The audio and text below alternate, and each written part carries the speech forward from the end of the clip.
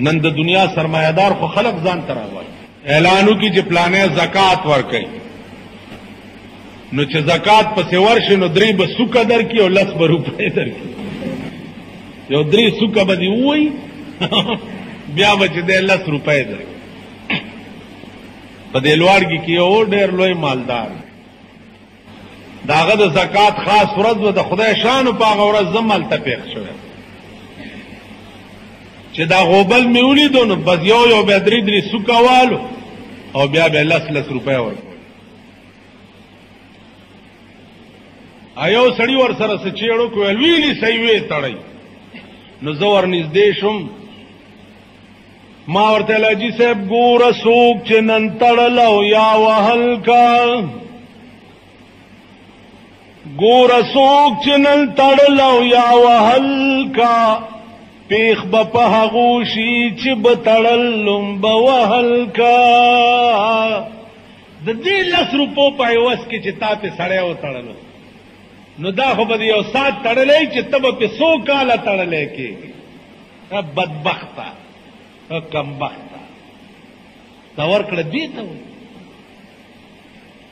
شکر وباسه او شکریه ادا کا دا هغه چا چې ته له څه یو څه هغه قبول کړي ځکه چې دې کې خو جنت دی دې کې خو د خدای رضا ده د غریب خوله کې نورا چول دې کې د خدای رضا ده ستا په غریب یې احسان نشته ستا غرض د خدای رضا حاصلول لکه حضرت علی ته ورځ بی فاطمه وې تبه مې شوې ده خله خوند مې خراب ته او انار پکار بازار تلاړو یو انار یې غسته ده روان دی لار کې یو ملنګ پروت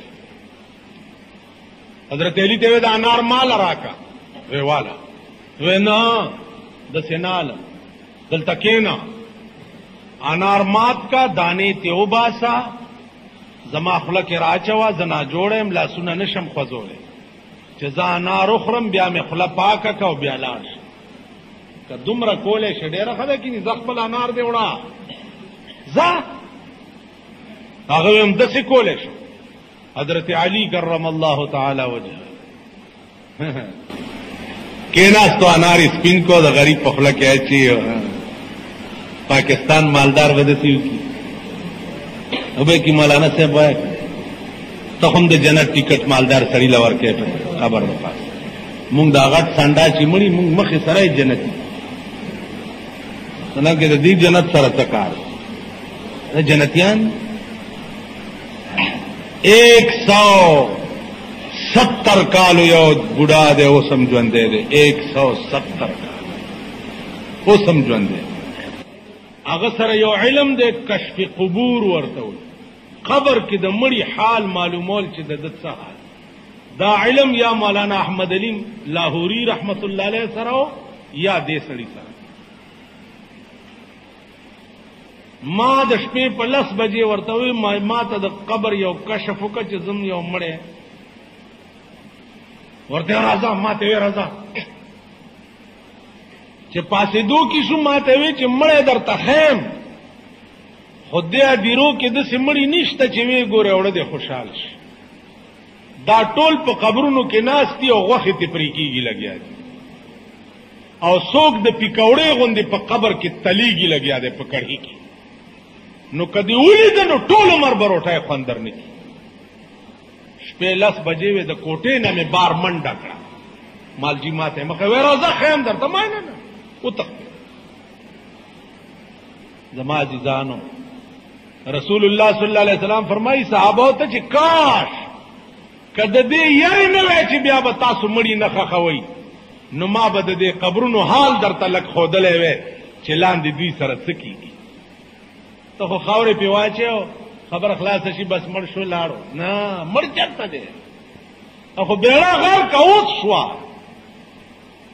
اوس غرق شو په مرګ غرق نه په ژوند دا مړ چې شو غرق داسې پولیسو دی و چې خلاصای به ته څوک داسې عدالت لاړو چې ضمانت به څوک کوي عزیزانو سوچ کوئ مونږ غرق یو دا دنیا یو عارضی غوندې ځای عارضی څوک 60 کاله څوک 10 کاله څوک 40 کاله څوک 50 کاله بیا روان دي خپل کور.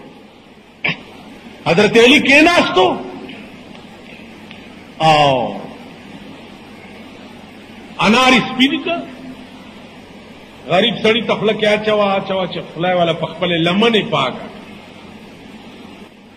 او لا کور ته چلاړو. بی بی فاطمه ورته انار دی راوړو. وی بی بی انار خو مې راوړو خو لاره کې داسې چلو شو. بی بی فاطمه وی الحمدلله خدای چې زما په نوم کوم انار را روانو استاد غریب خېټه کې پرې. حضرت علی خاون ته وګوره او بیا خزي بی بی فاطمه ته وګوره.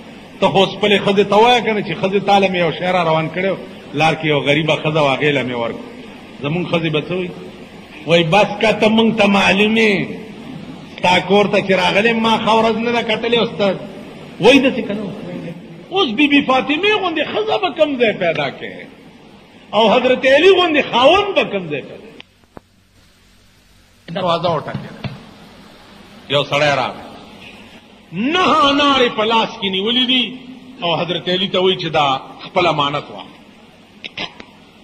حضرت علی ورته څه دي؟ دا ستا 9 انار دي. حضرت علی ورته دا زمانه دي. وی چې ولې؟ وی بس زمانه دي 9 انار. یوس هغه ورته په خدای قسم دا ستا دي دا 9 انار. حضرت علی ورته په خدای مې دې قسمی کدا 9 انار زمانه زمانه دي. وی وجه هوا د خدای بنده. وی زما خدای ویلی دي من جاء بالحسنه فله 10 امثالها. چاچی یونی کی وکړه نو زبد یو په بدل کې لس ورکوم. نو ما یو انار خدای له ورکړې زما لس کیږي او تار وړي 9 دي. کلس وی خو زما دي کنه نو زمانه دي زما خدای دروغ جن دی. الستونی کې یو انار پټ کړو راوی وستو. وی علی په قران باندې بتان لوی عمل کولو والا بل څوک پیدا شي. کترتا چې زتره ما زما مرګرو ما ته وی چې دا سفیر سره ملاوي. ما ورته وی چې ما سکار دی چې سفیرانو سره ملاوي. زملمای ما که د سفیر شوقي دلته دی راشي کنه ما سکار دی چې زب سفیرانو پسې ګرځم. وی چې نه خبره ده ما داډو خبره ده نه.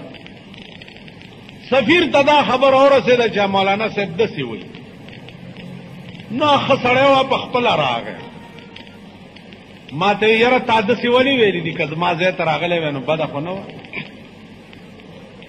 ما رحمان بابا ته اورنګزیب بادشاه وی چې ته زما دربار ته کله کله راځه. نو رحمان بابا ورته وی چې نن پترخ کې می جانان پلاس کې می جام دے زکا اورنګ د زمانه زما غلام دے. اورنګزیبا په خدای می دی قسم وی زد یار تصویر پترخ کې او د مایو جام پلاس کې ګرځوم. نو ز اورنګزیب بادشاہ د زمانه خپل غلام ګڼما. نو ما ورته سفیر صاحب خبر ادا ده چې ما سه احتیاج نه لیدو په خپل طبیعت کې چې تعالی درسم درنه وغواړم. خدای کار او ثواب پدې کې او چې ته زما ستړي مشي لراش پدې کې ثواب نو چې زستا زیاته ده. ځکه زه غریب مولا یم. غریب سړی د سرمایدار په دروازه کې ډېر بد ښکاري او سرمایدار د غریب په کوڅه کې ډېر ښه ښکاري. دام واورئ مالدار خو بیایی یا دا اوس خار نه چې بار کم خلق روزي دا مالدار دي. دا واورئ که یو غریب سره نیکی کول غواړئ نو غریب ځان ته مرا غواړه